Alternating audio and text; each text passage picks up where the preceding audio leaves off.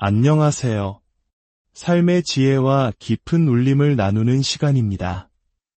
오늘 이 자리에 함께하신 모든 분들의 삶에 하나님의 크신 은혜와 평강이 가득하기를 먼저 기도합니다.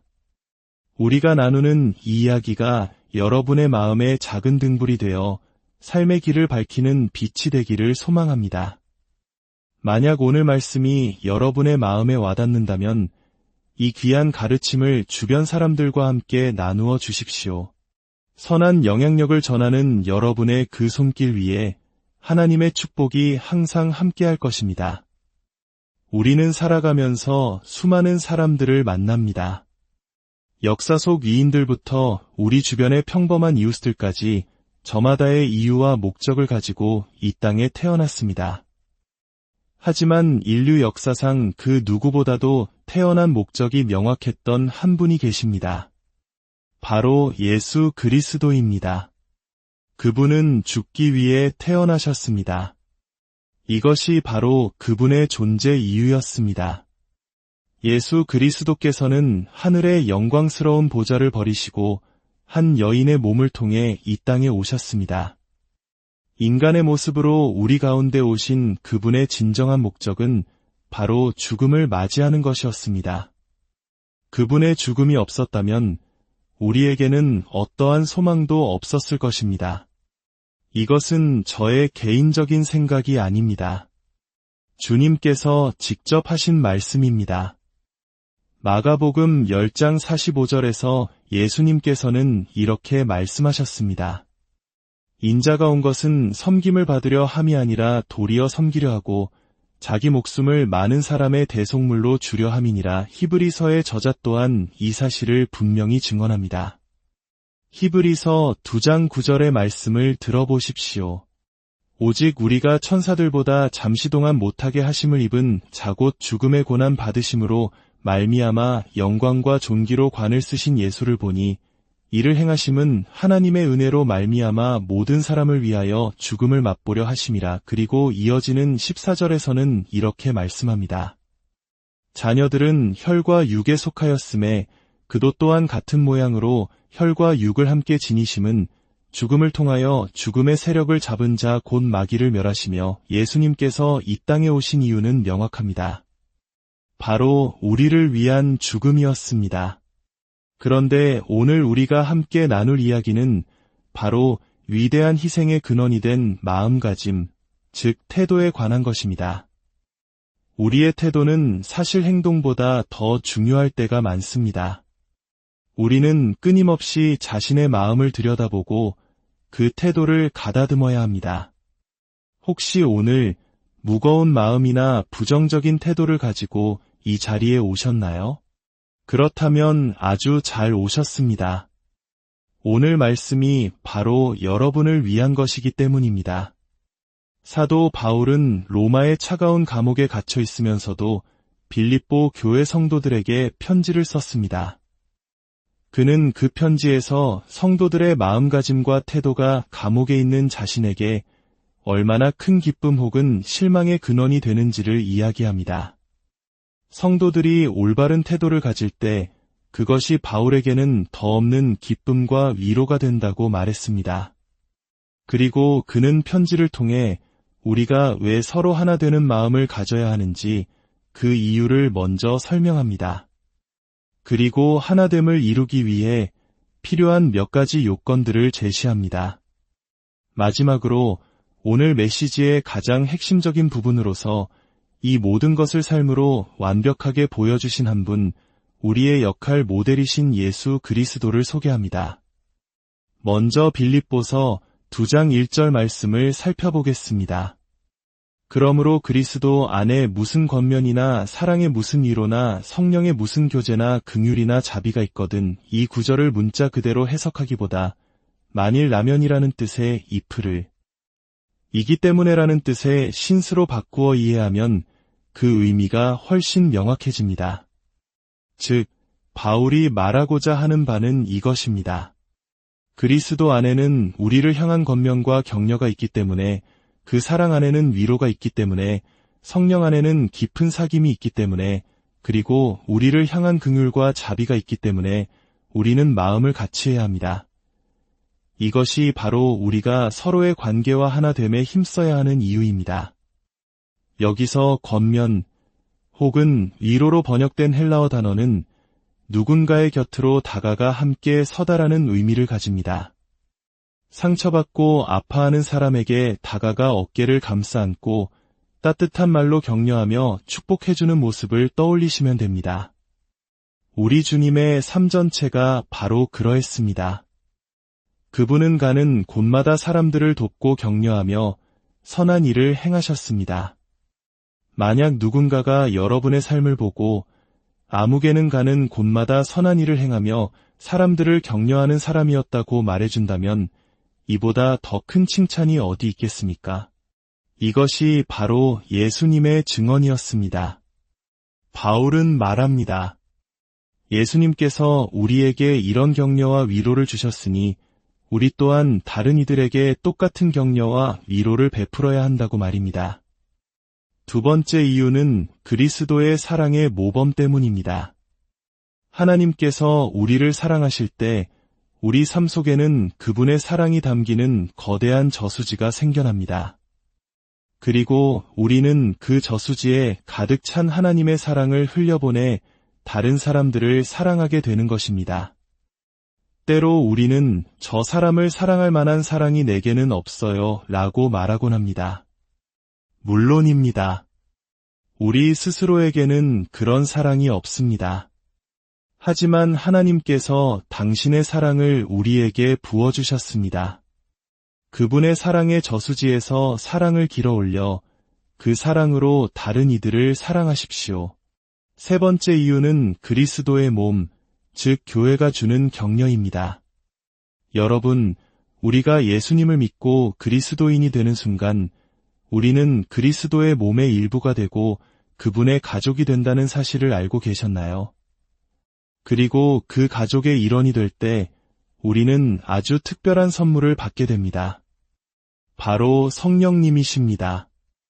어떤 분들은 나는 예수는 믿었지만 아직 성령은 받지 못했다고 말하기도 합니다.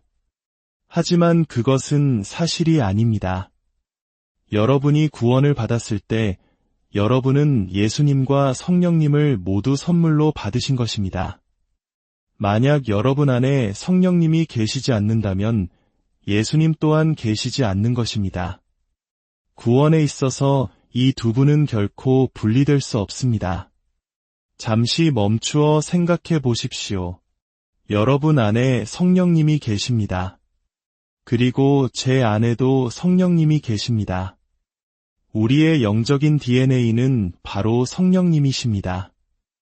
그렇기 때문에 바울은 우리 모두가 같은 성령님을 모시고 있으니 서로 협력해야 한다고 말하는 것입니다. 우리는 서로 다투거나 비방해서는 안 됩니다. 오히려 서로를 격려해야 합니다.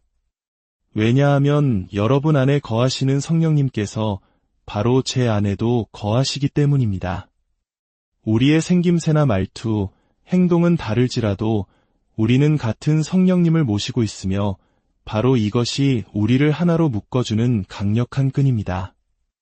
마지막으로 바울은 긍휼과 자비를 언급합니다. 하나님께서 우리에게 크신 애정과 자비를 베푸셨으니 이제 우리가 세상에 나아가 그 자비와 애정을 나누는 통로가 되어야 한다는 것입니다. 도무지 사랑하고 싶지 않은 사람을 어떻게 사랑할 수 있을까요? 그것은 하나님께서 나를 얼마나 크고 무조건적으로 사랑하셨는지를 깨달을 때 가능해집니다. 성경에서 애정으로 번역된 단어는 흥미롭게도 우리의 내장기관을 가리키는 말에서 유래했습니다. 만약 원문의 의미를 그대로 살려 표현한다면 나는 당신을 나의 신장으로 사랑합니다. 라고 말하는 것과 같습니다. 물론 우리는 그렇게 말하지 않습니다. 우리는 온 마음을 다해 사랑합니다. 라고 말하죠. 여기서 마음은 단순히 피를 펌프질하는 심장을 의미하는 것이 아닙니다. 우리의 가장 깊고 진실한 중심을 상징합니다. 성경은 그리스도께서 우리를 사랑하실 때 바로 그분의 존재 전체, 그분의 가장 깊은 중심에서 우러나오는 위대한 애정과 자비로 우리를 사랑하셨다고 증언합니다. 은혜는 우리가 받을 자격이 없는 것을 하나님께서 주시는 선물입니다. 그리고 자비는 우리가 마땅히 받아야 할 심판을 하나님께서 거두어 가시는 것입니다.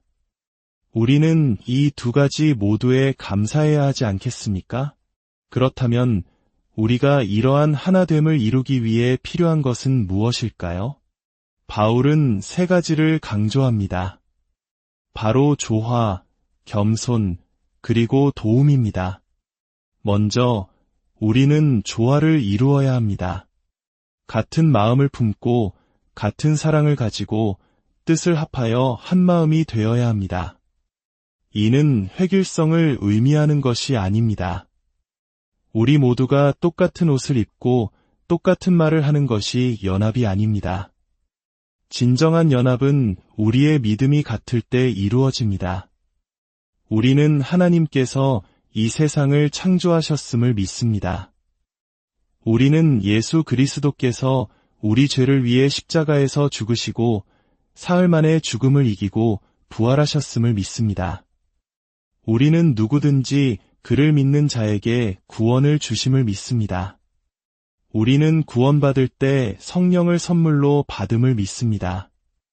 우리는 성경이 하나님의 권위 있는 말씀임을 믿습니다. 그리고 우리는 예수 그리스도께서 그를 믿는 자들을 데리러 다시 오실 것을 믿습니다. 바로 이 핵심적인 믿음이 우리를 그리스도 안에서 하나로 묶어주는 것입니다. 다음으로 우리는 겸손해야 합니다. 빌립보서 2장 3절은 말합니다. 아무 일에든지 다툼이나 허영으로 하지 말고 오직 겸손한 마음으로 각각 자기보다 남을 낮게 여기고 이기적인 야망이나 헛된 자랑으로 무언가를 하려는 마음을 경계해야 합니다. 하나님께서 가장 싫어하시는 것이 있다면 그것은 바로 교만일 것입니다. 교만은 최초의 죄였습니다. 사탄이 교만으로 인해 타락하여 하늘에서 쫓겨났고 우리가 지금 겪고 있는 모든 혼란이 바로 거기서 시작되었습니다. 여러분, 우리가 그리스도께 더 가까이 나아갈수록 우리 자신의 불완전함과 연약함이 더 선명하게 보인다는 것을 아십니까? 신앙생활을 처음 시작했을 때는 스스로 무언가 대단한 사람이 된 것처럼 느낄지 모릅니다. 하지만 주님과 동행하는 시간이 깊어질수록 우리는 지식과 이해뿐만 아니라 자기 자신에 대한 깊은 깨달음, 즉 우리의 연약함에 대한 인식 속에서 성장하게 됩니다. 마지막으로 우리는 서로 돕는 자가 되어야 합니다. 각각 자기 일을 돌볼 뿐더러 또한 각각 다른 사람들의 일을 돌보아 이것은 단순히 내 자신의 유익만을 구하지 말고 다른 사람들의 필요를 돌아보라는 말씀입니다. 그리스도 안에서 하나됨의 진정한 핵심은 교만한 자아의 울타리에서 벗어나 주변을 둘러보며 다른 사람들을 도울 방법을 찾는 것입니다. 그리고 놀랍게도 우리가 다른 이들을 돕고 섬길 때 그들의 삶을 통해 나타나는 하나님의 역사가 오히려 우리 자신을 채우고 회복시키는 것을 경험하게 됩니다. 이제 이 모든 겸손과 섬김의 완벽한 모델이신 예수 그리스도의 이야기로 들어가 보겠습니다. 그분께서 걸어가신 위대한 여정에는 6가지의 놀라운 단계가 있었습니다. 이야기는 예수님께서 아버지 하나님과 함께 하늘에 계셨을 때 시작됩니다. 첫 번째 단계, 그분은 자신의 자리를 내려놓으셨습니다. 빌립보서 2장 6절은 말합니다. 그는 근본 하나님의 본체시나 예수 그리스도께서는 하늘에서 하나님과 동등한 분이셨습니다. 두 번째 단계, 그분은 자신의 특권을 주장하지 않으셨습니다. 하나님과 동등됨을 취할 것으로 여기지 아니하시고 그는 하나님이셨고 언제나 하나님이셨으며 영원히 하나님이실 것이지만 그 자리를 억지로 붙잡아야 할 것으로 여기지 않으셨습니다. 아버지와의 영광스러운 관계에만 머무르지 않으시고 죄의 문제를 해결해야 하는 우리 모두의 절박한 필요에 집중하셨습니다. 세 번째 단계, 그분은 자신의 모든 영광을 비우셨습니다. 7절은 오히려 자기를 비워라고 말씀합니다. 이것은 신학적으로 매우 깊은 의미를 가집니다. 전능하시고 모든 것을 아시는 하나님께서 이 땅에 오셨을 때 그분은 스스로 자신의 신적인 특권들을 내려놓으셨습니다. 하나님이기를 멈추신 것이 아니라 이 땅에서 인간으로 사시는 동안 그 권능을 자신을 위해 사용하지 않기로 선택하신 것입니다. 그분이 만약 모든 신적인 권능을 그대로 가지고 오셨다면 진정한 의미에서 우리 중 하나가 될 수 없었을 것입니다. 예수님의 공생애 이전 30년의 삶 동안 그가 기적을 행했다는 기록은 어디에도 없습니다. 나사렛 거리에서 그를 보았다면 사람들은 그저 목수의 아들로만 여겼을 것입니다. 그분은 우리처럼 되기 위해 우리와 같이 살기로 스스로 결정하셨습니다. 십자가에 달리셨을 때 그분은 원하셨다면 천만 천사를 불러 자신을 구하실 수도 있었습니다. 하지만 그렇게 하지 않으셨습니다. 네 번째 단계, 그분은 자신의 존재를 제약하셨습니다. 성육신 이전의 예수 그리스도는 삼위일체 하나님으로서 어디에나 계시는 분, 즉 편재하시는 분이셨습니다. 온 우주에 충만하신 그분께서 한 여인의 자궁이라는 지극히 작은 공간으로 자신의 존재를 제약하신 것을 상상할 수 있습니까? 하늘의 무한한 영광에서 유대인 처녀의 자궁으로 그리고 한 인간의 몸으로 이스라엘이라는 작은 땅으로 자신의 활동 범위를 제약하셨습니다. 이 얼마나 놀라운 대비입니까? 다섯 번째 단계, 그분은 자신의 목적을 실현하셨습니다. 그 목적은 바로 죽음이었습니다. 죽기까지 복종하셨으니 곧 십자가의 죽으심이라. 그 시대의 십자가형은 로마 시민이 아닌 흉악한 범죄자들에게만 내려지는 가장 잔인하고 수치스러운 형벌이었습니다. 육체적 고통뿐 아니라 사회적으로 완전히 버림받았다는 의미였습니다. 예수님께서는 바로 그 죽음을 당신과 나를 위해 기꺼이 감당하셨습니다. 그리고 마지막 여섯 번째 단계, 그분은 자신의 지위를 회복하고 그 이상으로 높아지셨습니다. 이야기는 십자가에서 끝나지 않습니다. 죽으신 지 사흘 만에 그분은 무덤에서 부활하여 죽음의 권세를 이기셨습니다. 그리고 며칠 후 하늘로 올라가셨습니다. 성경은 이렇게 증언합니다. 이러므로 하나님이 그를 지극히 높여 모든 이름 위에 뛰어난 이름을 주사 하늘에 있는 자들과 땅에 있는 자들과 땅 아래에 있는 자들로 모든 무릎을 예수의 이름에 꿇게 하시고 모든 입으로 예수 그리스도를 주라 시인하여 하나님 아버지께 영광을 돌리게 하셨느니라. 우리 구주께서 걸어가신 이 얼마나 놀라운 여정입니까? 그분은 결국 원래 계셨던 그 영광스러운 자리로 돌아가셨지만 그 과정에서 당신과 나를 위해 고난의 긴 여정을 통과하셨습니다. 바울이 빌립보 성도들에게 이 놀라운 이야기를 들려준 이유가 무엇일까요? 바로 이 마음을 우리도 품으라는 것입니다. 너희 안에 이 마음을 품으라고 그리스도 예수의 마음이니 만약 우리가 진정한 연합과 겸손을 이루기 원한다면 바로 예수님께서 하신 일을 바라보아야 합니다. 그분 안에 있었던 그 마음, 그 태도를 우리도 가져야 합니다.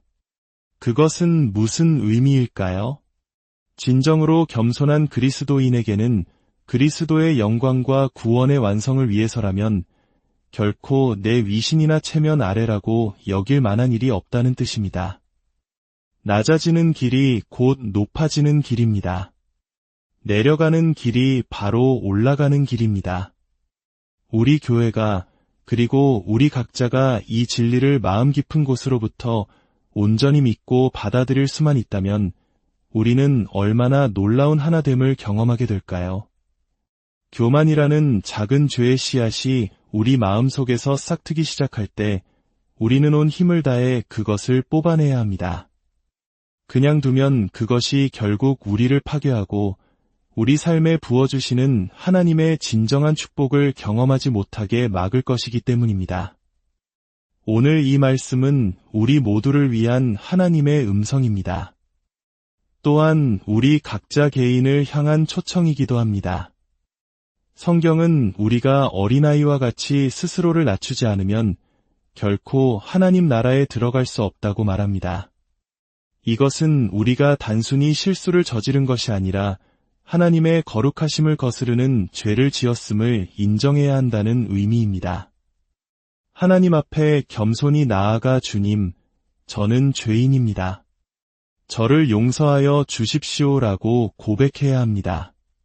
그렇게 할 때 하나님의 자비와 은혜가 마치 소방호스에서 뿜어져 나오는 물줄기처럼 우리의 삶을 온통 뒤덮을 것입니다. 그리고 여러분의 삶은 결코 이전과 같지 않을 것입니다. 오늘 이 자리에 함께하신 모든 분들이 그리스도 예수의 마음을 품고 겸손과 섬김의 길을 걸어감으로써 하나님께서 예비하신 풍성한 복을 누리게 되시기를 주님의 이름으로